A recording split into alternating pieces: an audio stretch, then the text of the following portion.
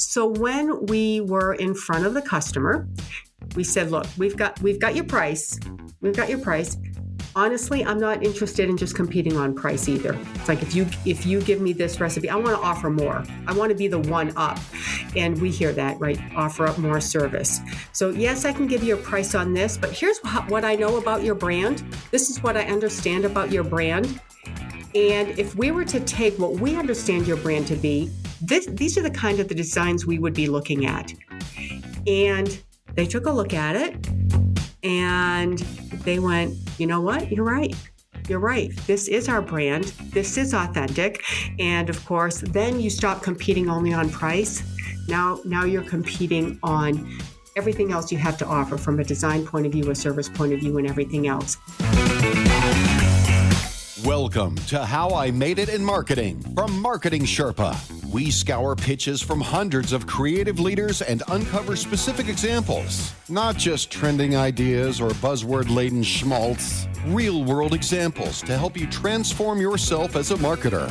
Now, here's your host, the Senior Director of Content and Marketing at Marketing Sherpa, Daniel Burstein, to tell you about today's guest. If you've followed Marketing Sherpa for any period of time, I'm sure you've heard our focus on customer-first marketing. That is, sustainable business success lies in putting the customer first. Well, my next guest takes it a step further, and in her career leading marketing departments, she has learned to help her brand stand out in a crowded marketplace by serving her customer's customer.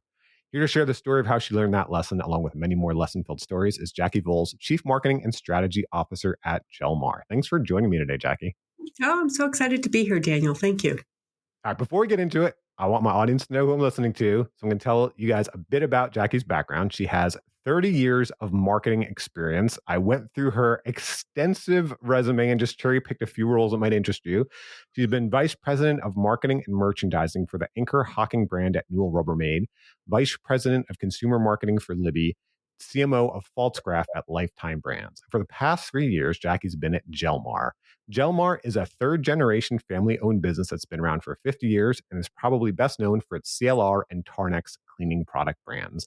And Jaci at Jelmar leads the sales, marketing, strategy, and product development teams, a total group of 100 internal and external professionals. So Jaci, give us a sense. What is your day like as Chief Marketing and Strategy Officer? Well, thank you again, Daniel, for having me here. And I'm so excited. So my days, Mondays and Fridays, luckily we work from home. So that's exciting that we get the opportunity to get up just a little bit later and walk down and grab that coffee and then sit down right at the computer. Tuesdays, Wednesdays, and Thursdays, I start a little bit earlier. I am up and out of the house by 6 o'clock because I have a pretty long commute here in the Chicagoland area. Grab my coffee and then I get on the phone. Get in the car, get on the phone, and I'm here by 8:30. And then the meetings start, right? Get a look for what the calendar has, because across these functional disciplines, there will be product development meetings, there will be sales calls meetings, there will be working with our ad agency. So there's a broad range. I'm blessed with a broad range of responsibilities and excitement throughout the day. Day ends, I probably head out of here about 6 o'clock, and I'm home by 8. Is that a 2-hour commute? Yes, it is. I hit the traffic. I'm just coming from the wrong direction, but that's perfectly okay. We can make car time great, productive time. Sometimes it is listening to a podcast. Sometimes it's listening to the news or talking to mom. And sometimes it's about talking to people at work. So everyone listening, if you have a better commute than that, and I bet 99% of you do, that's a way to make your commute productive. Now, I remember being at, we used to do the IRC Media Center at, I think it's McCormick. And I remember making the mistake of only leaving 3 hours early or something for my flight to O'Hare and having bumper to bumper traffic the whole way and barely making my flight. So yeah, you never know. Yeah, Chicago's got some impressive traffic. All right, well, let's jump in and look at some of the lessons we can learn from your career. Let's see what good juice we can squeeze out of this career and see what we could teach our audience. Your first lesson, you said, when innovation meets tight budgets, be creative where you look for inspiration. So where did you learn this lesson? Oh, absolutely. So when manufacturing, and when you have as many wrinkles as I have, there are quite a few lessons. So when manufacturing and customer requirements collide, you have to get creative, right? So in the manufacturing, when I was in the glass industry, glass manufacturing is one of the most complex and interesting product models. I think, because you have to run 24/7. The machines have to run 24/7. So every time you run a mold, and a mold can cost from $60,000 to $140,000, you're going to get 240,000 pieces. And even large retailers like Walmart can't justify that kind of production. The industry just isn't that large. So what do we do when you have retailers, Walmart, Target, so many retailers, even the smaller retailers want their own product. They need to compete in the marketplace. So what do we do? I'm like, all right, well, you dig into the manufacturing process, and then you look for other ways. I looked for complementing industries that have more flexibility. So in traveling to China, I saw that the ceramics manufacturing industry works on much lower MOQs. Like, I can do something with 3,000 pieces.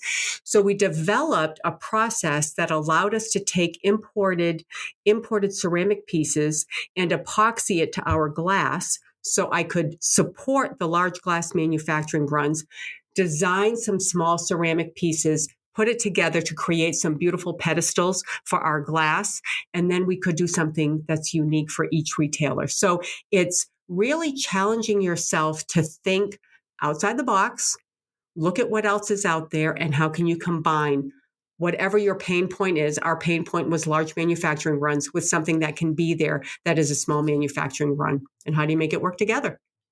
Well, let me ask you about that, because I love the story. But what I was thinking is that really goes beyond what people would think of as marketing, gets into product development, manufacturing, and all these things. And so how did you get this deep into a manufacturing challenge? Because, for example, when I interviewed Kiera Kemsky, Vice President of Global Consumer and Vendor Marketing at the Knot Worldwide, on How I Made It Marketing, one of her lessons was find a business problem and recommend a solution. And she talked about, for the Knot, that was, the company's strategy was so focused on millennials. She realized, well, we need to change the strategy and bring in Gen Z. They're starting to get here. So for you, Jaci, and I know it varies by company, but definitely in some organizations, it's like, hey, marketing, stay siloed, stay in your lane, don't get involved in these things. So can you kind of walk us through, you're in marketing, these are Mm-hmm. complex manufacturing Mm-hmm. challenges. How did you even get involved and get that authority within the company to have them listen to you? Sometimes we forget that when we were back in school, marketing is the 4 Ps: product, price, place, and promotion, right? So product is a very big part. And depending on the organization you're working with, you might lean into more one of those disciplines than another. Right. So sometimes you are leaning into more of the promotion and the advertising and the branding. With other organizations like this one, really the marketing, the creativity came behind how we created the product and differentiated the product with the retailers. So, and the only way you're really going to get into that is to understand the manufacturing process. So you have to be just as curious with the manufacturing process, because then you know how to challenge the process and come up with new solutions. I think that's a great encouragement, to make sure you understand how the sausage is made, the software is made, the molds are made, whatever it is, to better serve the customer with a unique product. Here's another lesson. You said, stand out in a crowded market by serving your customers' customers. That's a next level of thinking. How did you learn this? So again, I'm super curious about the end user, right? And I think that's something we love in marketing is, why do we do what we do? Why do we buy what we buy? And I was very familiar with the Longaberger brand from the baskets, right? They were just an hour away from us. So familiar with the product and the brand, and they were extending their assortment into tabletop products. So they were going beyond the basket. And they came to us because we're a glass manufacturer, and they said, how about quoting on this product? And I looked at the design, and I immediately knew by looking at the design that it would not resonate with their audience, because it wasn't closely enough connected to the authenticity of their brand.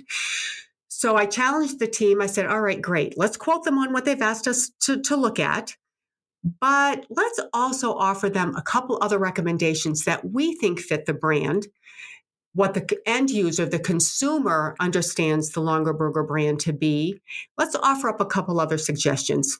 Free of charge, we're just going to offer up some other suggestions and explain why we think it's important. So when we were in front of the customer, we said, look, we've got your price.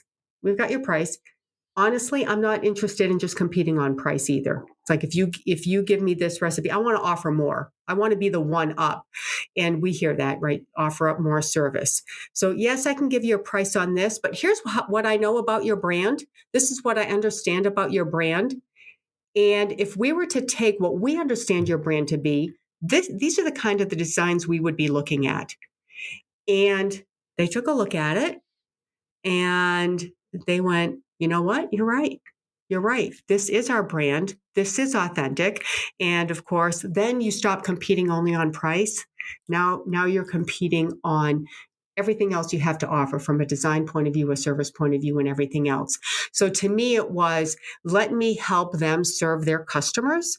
And that's how we will win. So I always want to take it one step beyond. How is my customer, whoever that is, internally, externally, who do they have to serve? And let me help them do their jobs well. So, what kind of research do you have your teams do so you can understand that? Because when you're saying this, I think of, when I talk to a lot of marketers, it's hard enough to get the ICP down, the ideal customer profile, focus on the ideal customer for your customer. Then, if you're going to that next layer, that's even so much harder. So I can see obviously how this is helpful in B2B. Even in B2C, I know when I've worked in some bigger, more expensive B2C brands, you have to understand who's the influencer and the purchaser, right? And there's still a customer's customer there. But this is a struggle. I've heard there have been people that have come to us about our brands, Marketing Sherpa and Marketing Experiments and stuff. And they're like, you're so stupid. You do this and that. And I'm like, we don't really understand our strategy. So maybe we are doing something wrong, but there's a specific strategy to what we're doing. So I think this is some great advice, but like, how do you specifically go in and execute on it and research to make sure that these consultative ideas you're giving are really on par with their strategy and are serving that next level, that customer's customer? Yeah, there are a couple of ways I look at that. There's so much you can learn about your customers by exploring just what they're doing, exploring their branding. There's so much we put out there, right? So there are two things I'm going to share here. One is just with a Longer Burger company and understanding what they stood for. That honestly was exploration and just observation, right?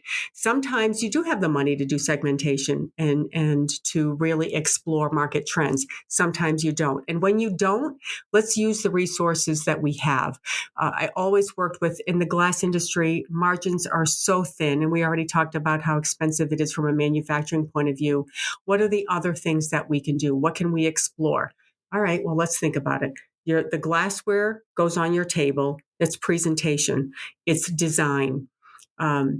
You care about what you put on your table. Some people care more about what they put on their table as from a dinnerware and glassware point of view than they do the food. All right, so that's the design. What other things are in your home that are design? Furniture.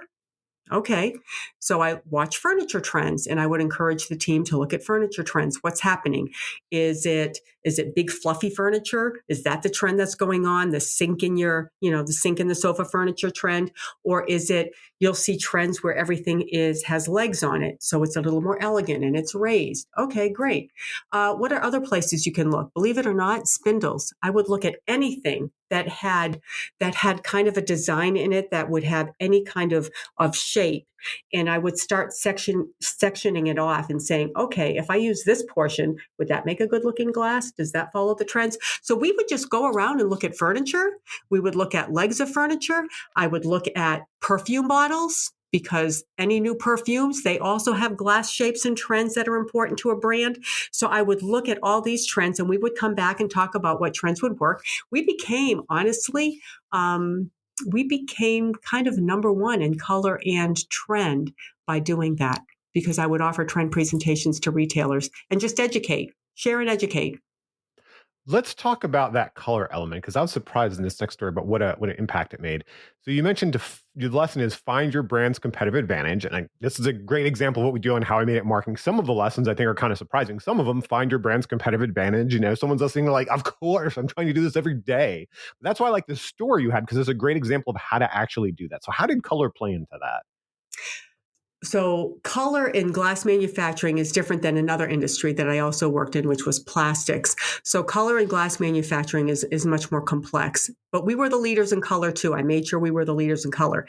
But what was really fun is when I moved on to work in another industry in plastics, I found that it was easier to change colors. And I didn't set out to look for that trend, but our competitor was really promoting their product features. Again, I'm going to get into the mold discussion. New product features in resin were pretty expensive. So I had to look for something different to compete. Again, dug into the manufacturing process, spent time out on the factory floor looking at how the product was made, and learned that getting in and out of color in resin products and plastic products wasn't that expensive. So we started taking custom colors to Home Depot and Lowe's and saying, we can be competitive on price, but we can give you the lead edge in color. And it just exploded. The industry honestly exploded with color. And we started doing a lot of custom colors for a lot of customers. So again, digging into what makes you different, where can you find a competitive edge? Don't try to be your competitor. Don't try to follow them. Set your own pace. Find your own nuance. There's a solution in there, I promise. I do like how you mentioned that in the glass industry too. It's like you weren't just looking at other glass companies. This is what a lot of people do. Look at other glass companies, follow that trend. You're like, I'm looking at Right. furniture, I'm looking at these different things to set the trend. This really interested me when you talk about the color and the price. So let's talk about price.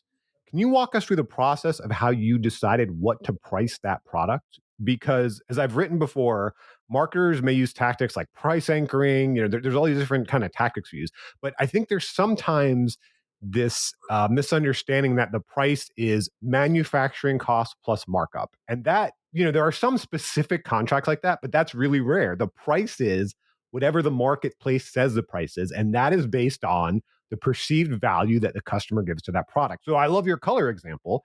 Actually, we bought some really nice Adirondack chairs recently. I forgot what they're called, Polywood or something like that. Yeah. And there were different colors, and the colors we bought, it was like $60 more for these colors. I remember talking to my wife about it. I'm like, what's the difference between gray and navy blue? I don't care. It's the same chair. She's like, no, we need the navy blue. And that shocked me with the pricing power. I ended up spending the $60, in difference for that color.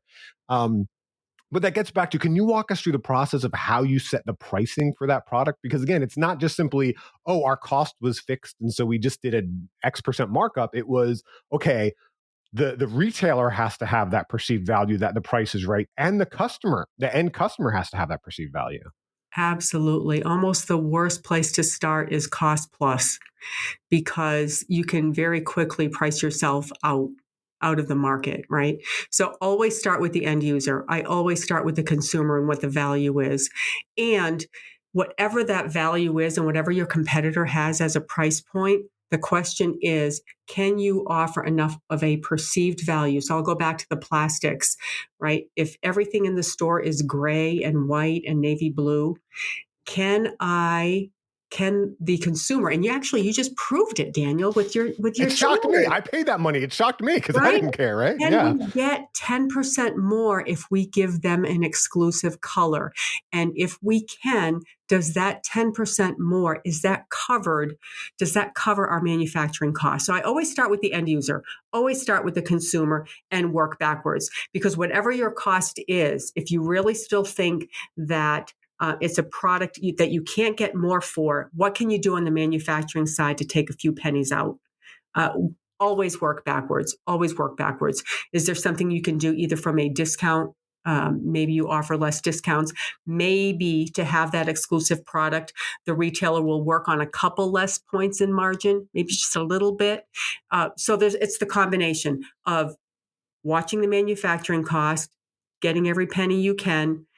Where can you work with the retailer? And how much on the other end with the consumer can you get a nickel more? Can you get a little more? So it's balancing all of those components. It's a little bit of a math equation.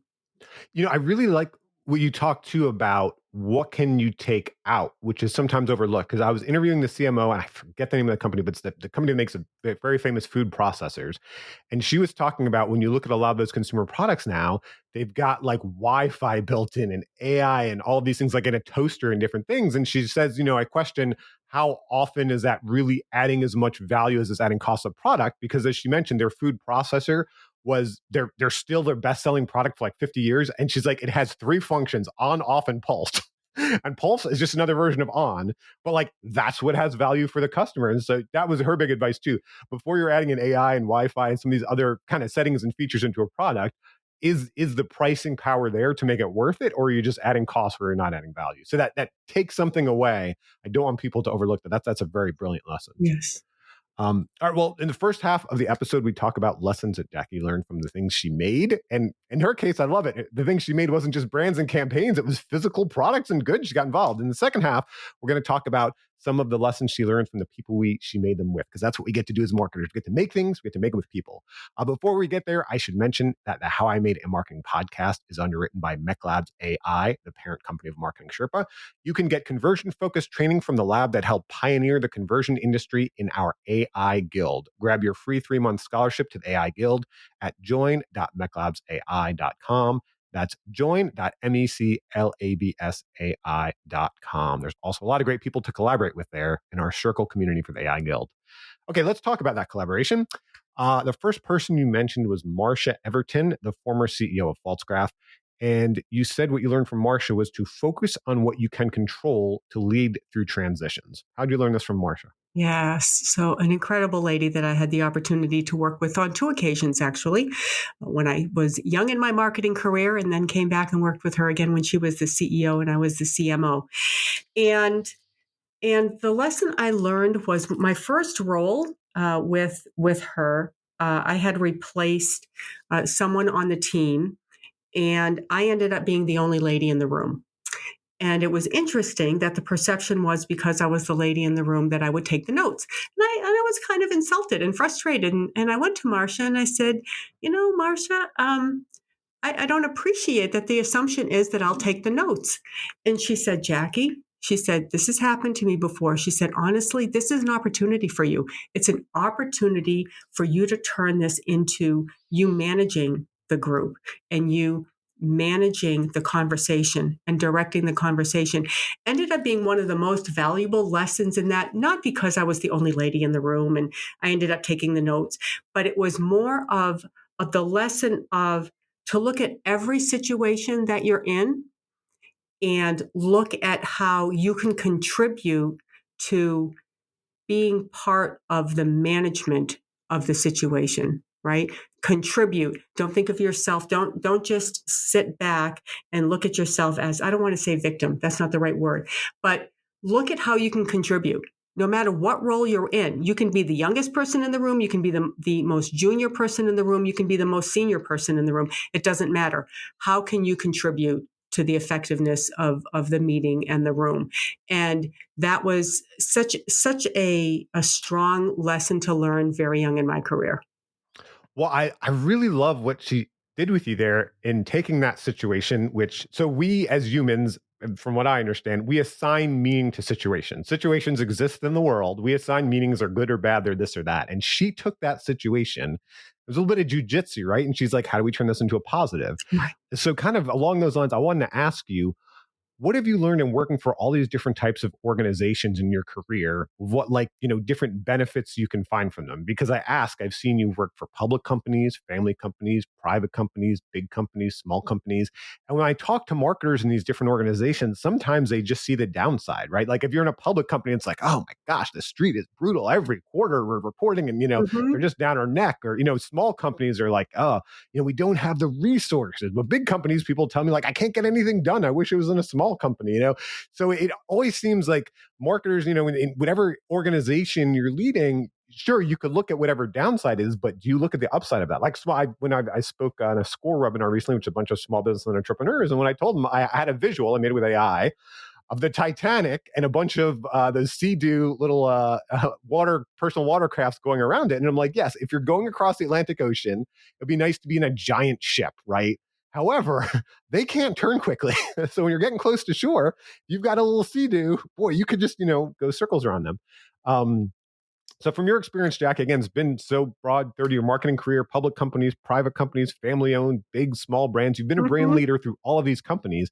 What have you learned as the benefits of some of these different type of companies that you've been able to leverage? Oh, I love them all. Forever a student. Honestly, forever a student. I love the new experiences, and I think the experiences that you gain from each one helps you in the next scenario. I can take pieces and parts of so many different experiences, and you said it: public, private, bankrupt, acquisitions, all of it.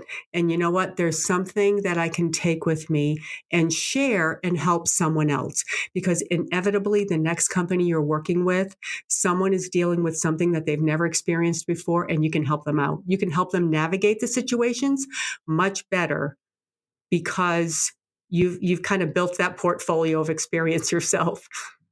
Yeah, and I think that newness kind of ties into your next lesson. You say, be open to new possibilities while leveraging your core skills to break industry boundaries. And you said you learned this from Pete Hayes, a principal at Chief Outsiders. So, how do you learn this from Pete?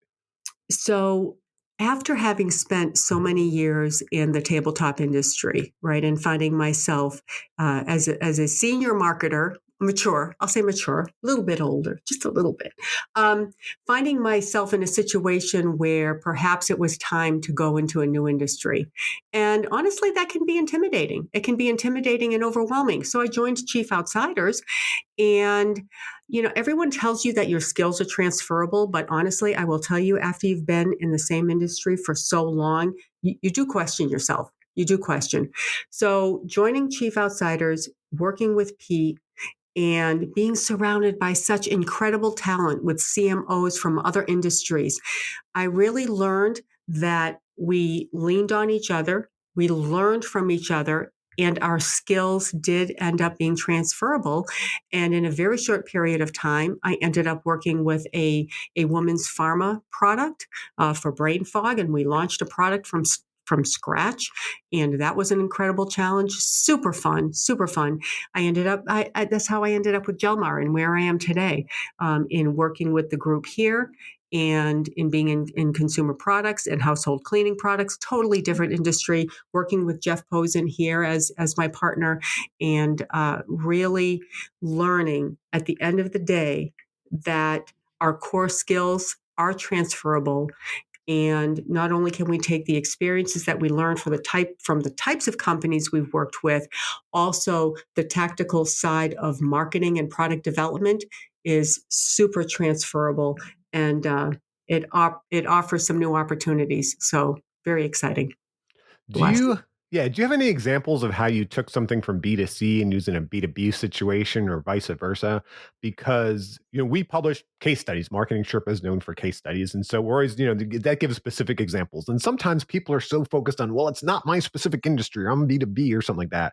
And I noticed like marketers especially break themselves down into these two tribes. But when we've surveyed B2B marketers, a lot of the tactics they use, I mean, website design, SEO, email content, those are all B2C tactics. I think maybe the biggest difference would be trade shows, right? That's probably a little more specific of a B2B focus. And when I looked at the Jelmar website, I noticed, I just thought of it as a B2C company, but I noticed you have a B2B section on that site. Mm. So I wonder, is there any like B2C tactic that you maybe took from a B2C brand and used it in B2B or vice versa? Like how much can you learn from one and share with the other? When you talked earlier about we're a glass company, we learned from furniture companies. That was a great example. Right. So the tactics, you hit the nail on the head. The tactics on what are the messaging components are very similar, right? Whether you have the website, the marketing, you're marketing to a different audience, but you're still going to use social media. You're still going to develop the database. So all of that can be similar. It's just a different audience. It's a different audience. And perhaps the messaging is more educational versus aspirational, right? Because when you're talking to the consumer, it's more of an aspirational. Like our current commercials are definitely fun and less. They're just more aspirational and fun. Versus in B2B, we are talking features and benefits and the tactics of selling the product and the tactics of the end user and helping them. But even so similar, same tactics. However, even in the retail space, it's still B2B. because you have to sell Walmart, you have to sell Target, you have to sell Home Depot before it gets to the end user. So it's much more similar than you think. Unless you're in a direct-to-consumer business like Amazon, and we do that too. That's totally different. That is strictly B2C, D2C. But everything else, honestly, if you really think about it, is B2B. A lot of what you do is B2B. So I didn't intend to ask this, but you mentioned your current campaign is aspirational, and I just got to ask how that works. So as I said, me and my wife were cleaning our bathroom this weekend, cleaning our toilets using CLR, I think Mm-hmm. calcium lime rust, I Yep. think is what it stands for. Yeah. Mm-hmm. And we want clean toilets, and that's great. But I didn't think in that experience of in an aspirational way. It seemed more of like, so that really interests me. What are aspirational ads for? I mean, I think most people think of these as chores and not something they're aspiring to. I don't know. It's very interesting to me. So in the segmentation work that we did, honestly, we learned that there are 6 different consumer groups. And of course, we hone in on those that take a lot of pride and feel a sense of accomplishment when their home is clean. Additionally, we did some other research that led to us understanding that, okay, don't laugh when I say this, but that you find your spouse more attractive if they're helping you clean or if you come home to a clean house. So these, mostly women, but it doesn't have to be only women, of course, will feel more attractive, like actually 8 in 10 women, if they see their spouse cleaning. So now you're really going to want to pull that out this weekend. If you have that help, it helps you relax more. So again, we're appealing to the consumer that has the mindset that I can relax more when my home is clean. So what are the situations that help her clean her house so that she can feel more relaxed? So we put a fun spin on it with the romantic angle, but we did some research, and you'd be surprised at the statistics on how much more romantic a lady will feel if her spouse is helping her or her partner is helping her. What a great insight. I've lived that, and that's true. I would have not have thought of that though. That's it. So is it like this Valentine's Day, forget the roses and chocolate, whip out some CLR and really win over your spouse? Yep. That's brilliant. I love that. We have some really fun. Roses are red, violets are, I don't remember what they are off the top of my head, but we have some fun ones. That's brilliant. That's a great example of really understanding your customer and the customer research as well. Now here's one last lesson, and I like this because, again, as I mentioned, I talked to a lot of marketers. I hear their challenges, so I like when there's something that really taps into a challenge. And Marketing Sherpa, we have published benchmarks, B2C marketers, B2C marketers. We always ask our biggest challenge, and every year, good economy, bad economy, B2C, B2B, big, small, it's always budget. That is always the biggest challenge. Everyone always wants more money. So I really love this lesson. Concentrate resources to make the biggest impact. You said you learned this from Shelley Glasgow. How did you learn this from Shelley? So working with Shelley, again, I'm going to go back to the tabletop industry because the majority of my career was there. But the expenses associated with launching new products and making a splash in each category every year is just more than we could afford. So what do? You can do a little bit in every category and go to a trade show. And then in the corner of each category, you have this little introduction that nobody even notices while they walk by the booth, right? Or you can say, you know what? This year, we're going to put all our dollars behind this category. And when someone walks by the booth, we are going to look like experts, and we are going to be amazing, and we are going to be the talk of the show. And so we would rotate. So in working with Shelley, we would rotate our categories and where we would focus every year. And then the other categories would just get a little bit of packaging refresh, and we would do other things. But it allowed us to go into the market every year with a major story, something we could feature, get press, get attention, because we had a big story to tell. So when you don't have a lot of resources, think about prioritizing your resources. Think about where you really need to make a splash. And it could be in advertising. We do it in advertising as well. There's only so much money to spend. We have I'm holding my arms out like anybody can see them. You have a broad range of products, but you could only really hone in on a couple, because if you take your advertising dollars and you spread them across all your products, you're really not going to get the impact in the market. Focus, get the splash. It'll bring the other ones along. So how do you use research and or segmentation as well to balance this out? Like, is there anything you do there? Because when I've written before about, products and value propositions, there's often multiple elements of value a product can offer customers. Like I like to use the example of an electric car, right? Electric car, well, it can save money. You don't need gas. It can be, you're a tech savvy early adopter. You're saving the planet, performance, quick acceleration, right? There's so many things you can do. So how do you decide? Do you segment? Do you focus? But I interviewed the CMO of Satva, the mattress company. I remember he had this great story early in his career. He told me a master copywriter, I forgot who it was, showed him what he was doing, and he didn't realize what he was doing with his ads. And he took this board with all of these nails on it. And he said, take this piece of plywood and smash it through the nails. And he couldn't do it. And he's like, okay. And then he gave him another 2x4 with just one nail. And he said, now try this. And it went right through. Because like you mentioned, boy, that focus gets through. So I just wonder, I agree with the focus, but how do you balance that with customer research and segmentation to understand like what other elements of value should you be communicating, could you be communicating, or if you were more tightly targeting? Okay. So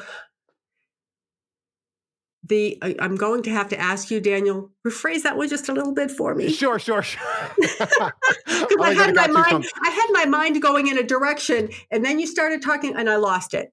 Okay, so one lesson you have here is focus. Focus your budget to get through the marketplace, right? And so I could envision our audience listening, and they're like, okay, I understand that desire.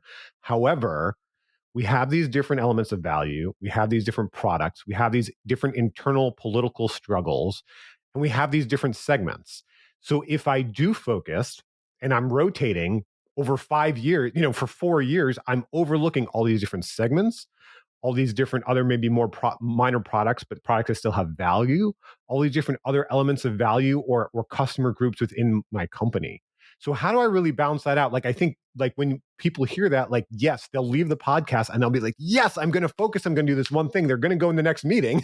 Then there's going to be these other departments, right? There's going to be these other, elements of value that are being added to the product. There's going to be all these other things. And that's where it gets tricky.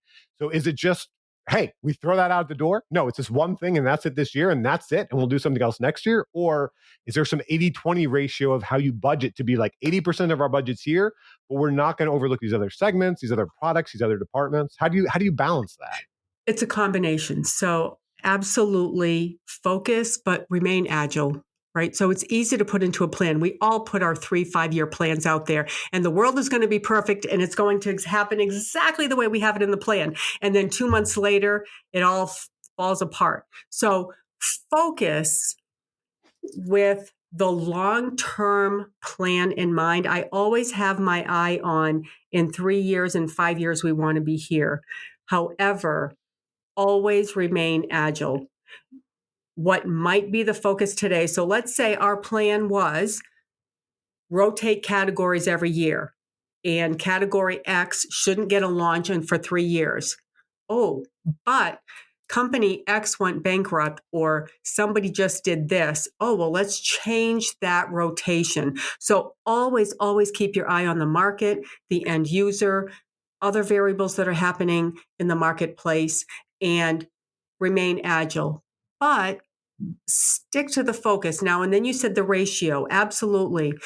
Here we put the majority of our dollars in the legacy brand, the CLR. I have flexible dollars. It doesn't mean you ignore everything else. We remain flexible. Absolutely. Always keep your eye on the pulse of what's happening, because you might have to change. But I wouldn't, but you want to be careful in your change. All right. You don't want to, no big abrupt changes, but keep your eye on the long term and be prepared to pivot. You might have to. Yeah. And you mentioned CLR briefly. And I just wonder how you budget. You don't have to give me numbers, but is it that, okay, each brand is kind of independent and whatever the revenue is, it's a percentage of revenue? Or is it, hey, we're an overall parent company, we have multiple brands, and we're going to decide, like you said, we're kind of going to focus here or there independent of not like the brand isn't earning its own keep in terms of revenue. We're just saying like, here's a growth market. Let's focus here right now. We're in a new product. Yeah, I will say that a new product will get a disproportionate amount of dollars, right? Relative sales. Cal Lime Rust will get a disproportionate amount of dollars because of its distribution.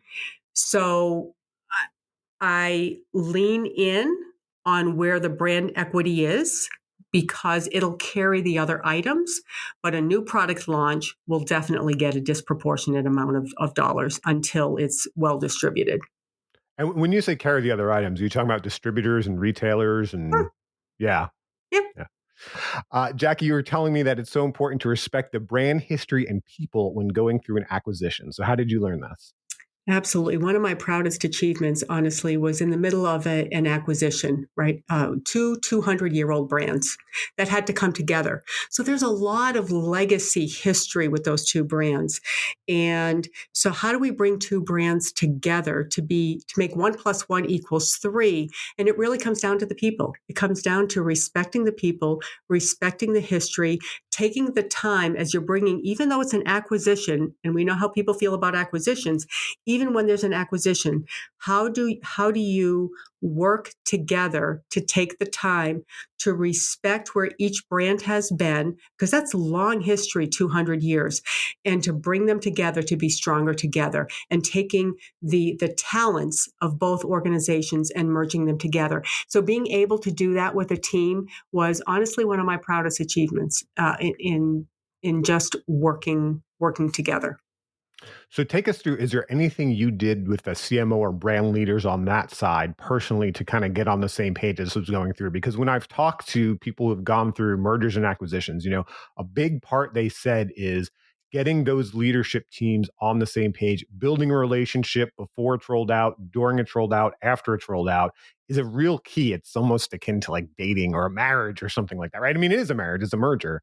So I wonder, like, what did you personally do? You're a brand leader, they're a brand leader. What did you two personally do or groups do to connect and to kind of get on the same page so you could respect the people and the history and the brand? I eliminated the silos immediately. We invited the team from the other company that was a long distance away to our organization, did the factory tour, really got engaged in the brand, and then we did the reverse. And then not too long after that, so that was like right away in the first month, let's make sure we visit each other's factories, understand the history, take the time to see their brand from their perspective. And then I blended the teams. We ended up with one design team that had people from both, one Marcom team, one product team, and we blended the two immediately. We've talked about so many things about what it means to be a marketer. And I love your parts about getting into manufacturing and the product and going to these factories in China and rolling up your sleeves and figuring out how the sausage is made and making new products. If you had to break it down, what are the key qualities of an effective marketer? Oh, my favorite question. So I have it's my 3C philosophy: curious, creative, and a connector. Right? Forever curious about everything around you. And it can be, like you said, the manufacturing process. It can be about the consumer, the segmentation. Why do we do what we do? It could be about technology. It could be being curious about, now we have AI. What is that going to bring? Forever curious. Creative. Take that curiosity, take all the situations around you and find a creative solution. And it could be product related. It could be messaging related. It could be, we're testing out some new platforms. Always think outside of the box. To me, if you're following your competition, you're the follower. Learn from what's happening around you, but carve your own path. You have something unique about whatever you're doing, your company, your product, your brand. There's something about you that's unique. Find it. Just find it. So be creative in how you look at the competition and everything around you. And then the last one, a connector. As marketers, we're connectors, right? We're connectors not only with the end user, with the customers that reach the end user, with each other internally. So those are my three. Be curious, be creative, be the connector. Okay, I love the 3 C's, but I just want to say, If it was a CLR, it would have been a bit more on brand, wouldn't it have? Oh, shoot. Daniel, you got me. Oh, you're right. Okay, see, now I have to rethink that. We'll have to edit that out. Anyway, in all seriousness, thank you so much for your time today, Jaci. I learned so much from your career. Thanks for sharing it with us. Thank you. It's great to be here, Daniel. Thank you so much. And thanks to everyone for listening. Thank you for joining us for How I Made It in Marketing with Daniel Burstein. Now that you've gotten inspiration for transforming yourself as a marketer, get some ideas for your next marketing campaign from Marketing Sherpa's extensive library of free case studies at marketingsherpa.com. That's marketing, SHERPA.com.